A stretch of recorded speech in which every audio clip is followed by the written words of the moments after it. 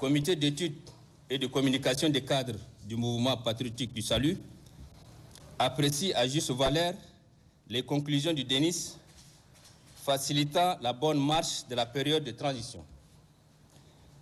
Il exprime son étonnement sur les contradictions du CPS au point 3 qui souligne que les autorités de transition ne doivent pas prendre part aux élections futures, alors que, dans notre compréhension, les conclusions du DENIS n'excluent personne à se présenter aux élections électorales.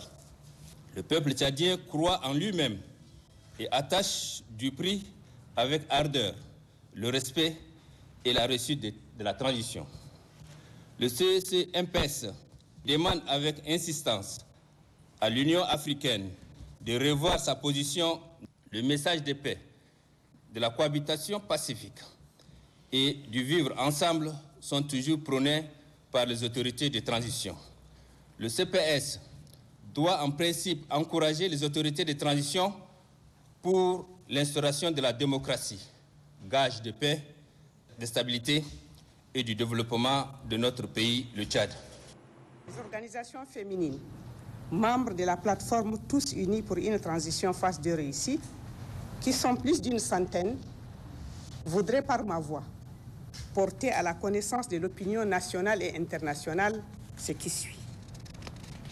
Après avoir pris connaissance du rapport du comité des sages sur sa mission en République du Tchad, nous exprimons notre vif étonnement quant à la position du même Conseil de paix et de sécurité relevé au point 3 qui souligne que les membres des autorités de transition ne doivent pas prendre part aux élections prévues.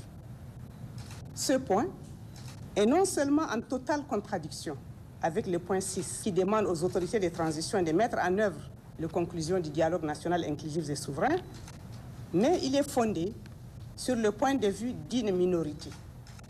Car le dialogue national inclusif et souverain de Nice, qui a regroupé environ 1600 participants représentant les forces vives de la nation, a adopté une résolution forte relative à la participation de tous les Tchadiens, sans exclusive, y compris les autorités de transition dans les futures élections.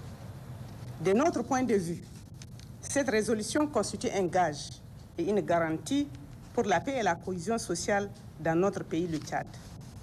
La démocratie est la loi du nombre. Elle exige que ce soit la voix des urnes qui prime et qui tranche.